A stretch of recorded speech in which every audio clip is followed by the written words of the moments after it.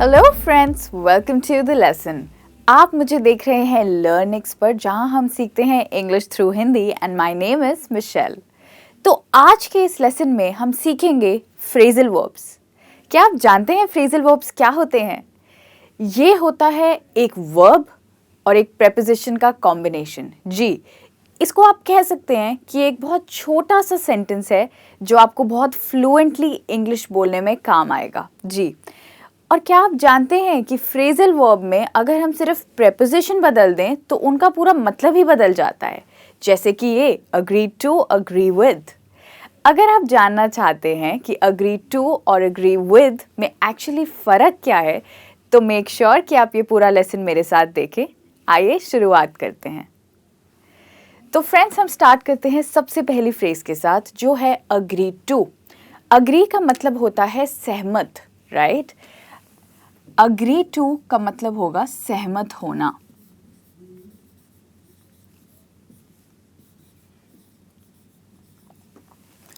पर आप agree to किससे करेंगे? किसी व्यक्ति से करेंगे या किसी कॉन्ट्रैक्ट से करेंगे?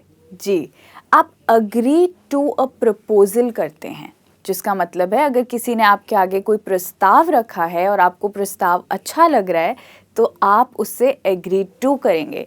फॉर एग्जाम्पल, आप कह सकते हैं कि मुझे तुम्हारा प्रस्ताव पसंद है और मैं इसको आगे लेके जाना चाहता हूँ। तो इसी को आप इंग्लिश में कहेंगे, I agree to your proposal and I want to move forward. तो इसको आप हमेशा किसी प्रस्ताव के लिए यूज करेंगे। आज की हमारी सेकंड फ्रेज है अग्री विद। तो जैसे कि आपने देखा, अग्री टू को एक प्रस्ताव के साथ यूज करते हैं, ऐसे ही अग्री विद को हम किसी व्यक्ति के साथ सहमत होने के लिए यूज करते हैं। Agree with a person.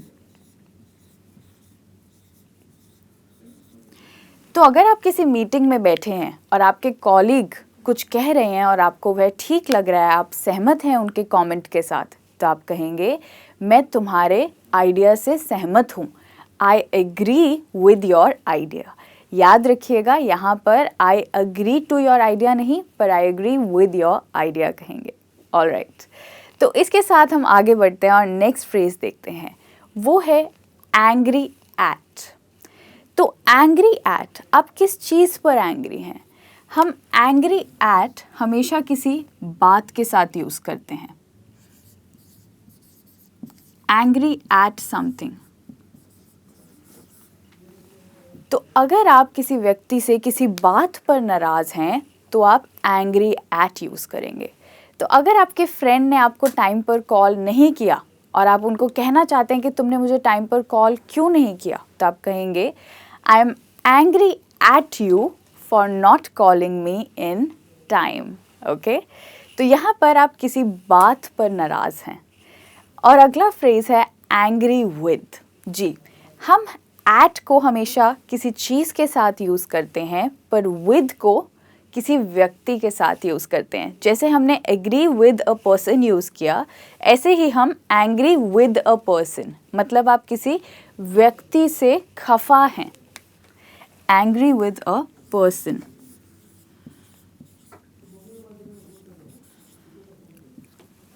तो यहाँ पर भी अगर आपके दोस्त, जिनका नाम शायद जतिन है, अगर आप उनसे गुस्सा हैं तो आप कहेंगे, I am angry with Jatin, ना कि I am angry at Jatin.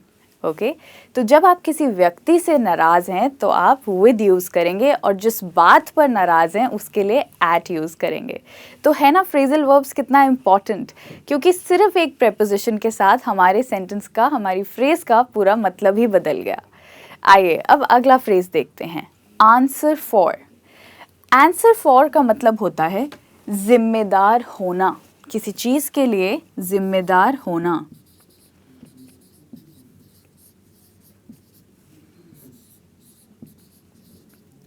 तो कई बारी हमारे माता पिता हमें बोलते हैं, जब हमसे कोई गलती हो जाती है, हमारे मम्मी पापा हमें बोलते हैं, तुम्हें अपनी गलती के लिए जवाब देना पड़ेगा।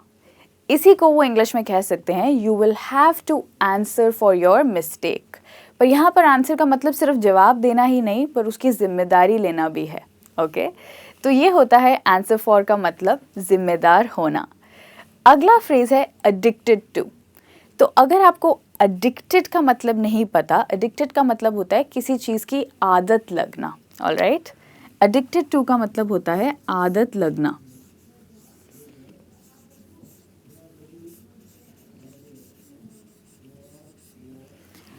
बहुत सारे लोग हैं जिनको पेन किलर्स खाने की आदत लग जाती है, तो ऐसी सिचुएशन में आप कह सकते हैं शी और he is addicted to pain killers. मतलब वो किसी चीज़ को एडिक्टेड हैं, यहाँ पर pain killers. Alright, next phrase है बिलीव इन। जी, बिलीव के साथ आप हमेशा इन यूज़ करते हैं। ओके, बिलीव टू या बिलीव ऑन नहीं करते। हम नहीं कह सकते I believe on God.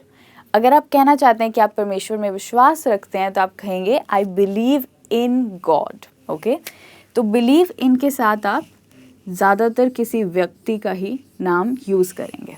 Okay, alright, like this हम अगली फ्रेज देखते हैं जो कि है बॉर्न एट। एट को हम ज़्यादातर किसी जगह के लिए यूज़ करते हैं और इस केस में भी हम किसी जगह की ही बात कर रहे हैं।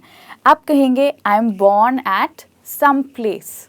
इसका मतलब है किसी जगह पर आप पैदा हुए हैं। तो एट को हम किसी प्लेस के साथ यूज़ करते हैं।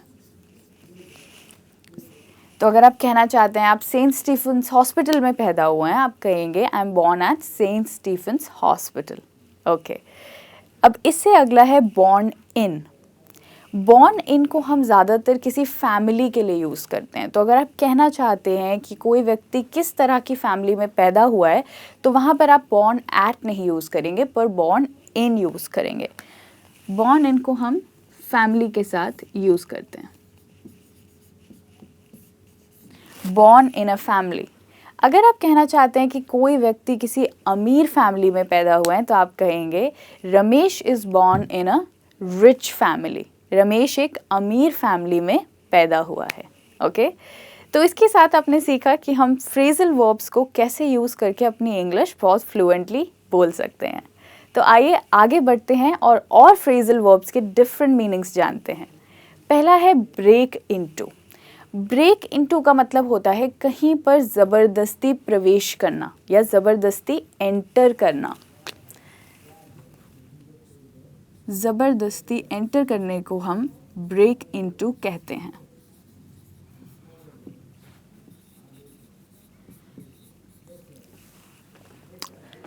ज़बरदस्ती एंटर करने के बारे में जब हम सोचते हैं तो मेरे दिमाग में पहला ख्याल तो चोर ही आते हैं। तो चोर ही हैं जो घरों में ज़बरदस्ती घुस जाते हैं। तो इसी को आप इंग्लिश में कह सकते हैं thieves break into the house, which means वो फोर्सफुली और ज़बरदस्ती घर में घुस जाते हैं। अगला सेंटेंस है ब्रेक विद। तो यहाँ पर ब्रेक का मतलब पूरा ही बदल जाता है, क्योंकि पहले में इसका मतलब है ज़बरदस्ती एंटर करना और ब्रेक विद का मतलब होता है दोस्ती तोड़ना। जी,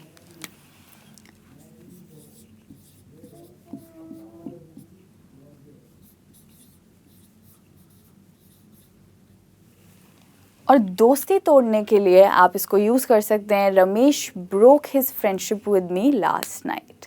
रमेश ने कल रात मेरे से दोस्ती तोड़ दी। तो इस तरीके से आप ब्रेक को डिफरेंट प्रेपोजिशंस के साथ टू डिफरेंट मीनिंग्स बना सकते हैं। अगला है कॉल एट। कॉल एट का मतलब होता है किसी को किसी जगह पर बुलाना। जैसे कि मैंने आपको पहले बताया है कि एट का मतलब प्लेस होता है। हम एट प्रेपोजिशन को तब यूज़ करते हैं जब हम किसी जगह की बात कर रहे हैं। तो अगर आपने किसी व्यक्ति को कहीं पर आपसे मिलने के लिए बुलाया है तो आप कॉल एट बोलेंगे। आप कह सकते हैं मैंने साक्षी को रेस्टोरेंट में बुलाया। I called Sakshi at the restaurant. Okay, और अगला है कॉल ऑन। कॉल ऑन का मतलब होता है किसी को पुकारना। ओके, पुकारना या बुलाना।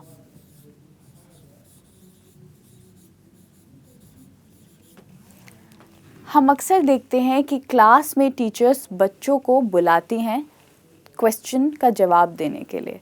इसी को आप इंग्लिश में कह सकते हैं my teacher called on me to answer the question. मतलब उन्होंने मुझे बुलाया या पुकारा क्वेश्चन का जवाब देने के लिए। The next one is carry on. Carry on का मतलब होता है कार्य जारी रखना या कार्य चालू रखना। कैरी ऑन का मतलब होता है कार्य जारी रखना।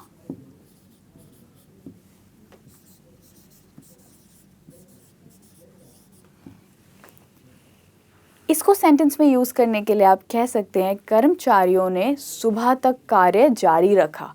The workers carried on the work till the morning, मतलब उन्होंने कार्य जारी रखा सुबह तक। The next one is carry out. Carry out का मतलब होता है किसी कार्य को रोकना नहीं। Carry out means to not stop.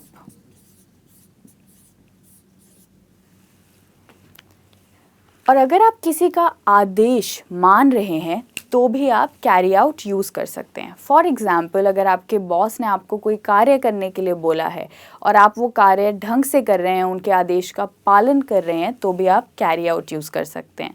आप कह सकते हैं साक्षी ने बॉस के आदेश का पालन किया और टास्क को ख़त्म किया। इसी को इंग्लिश में आप कहेंगे Sakshi carried out the task sincerely. Okay, इसका मतलब है उन्होंने बॉस का आदेश का पालन किया। The next one is checkup. Checkup का मतलब होता है जांच करना। ओके, जांच करवाना।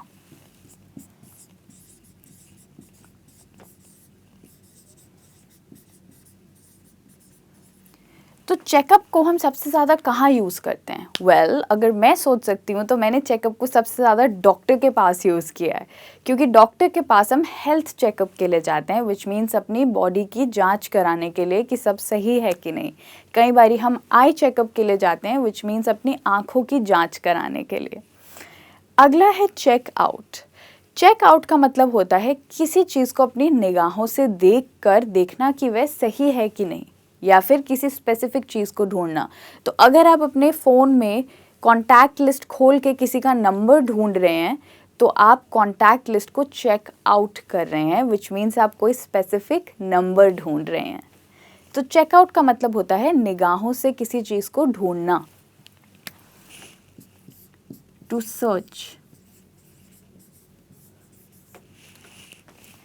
हमारा आज का नेक्स्ट फ्रेज है count in. Okay, count in का मतलब होता है किसी चीज़ को शामिल करना। ओके, काउंट इन मीन्स शामिल करना।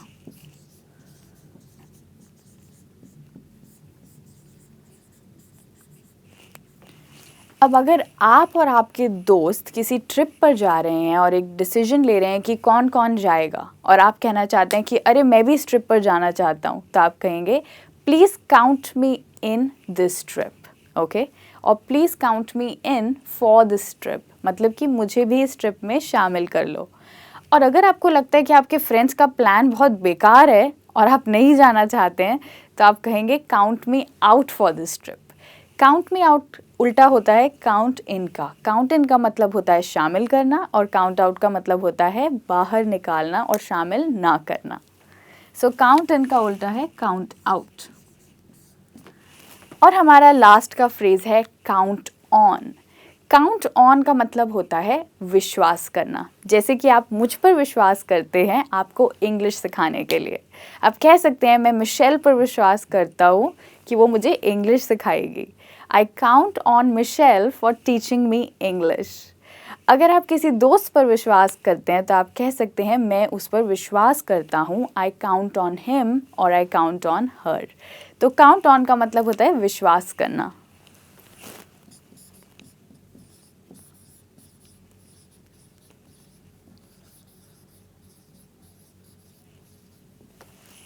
ऑलराइट, तो इसके साथ हम लेसन के एंड तक पहुंच गए हैं, और आज हमने सीखी हैं डिफरेंट फ्रेजल वर्ब्स जिनमें सिर्फ प्रेपोजिशन चेंज करके उन फ्रेजल वर्ब्स का पूरा मतलब ही बदल जाता है। तो आई होप ये लेसन आपके लिए यूज़फुल रहा हो और आप दोबारा आएंगे मेरे साथ और लेसन्स देखने के लिए। तब तक एंजॉय कीजिए और इंग्लिश सीखते रहिए। सी यू सून, बाय बाय।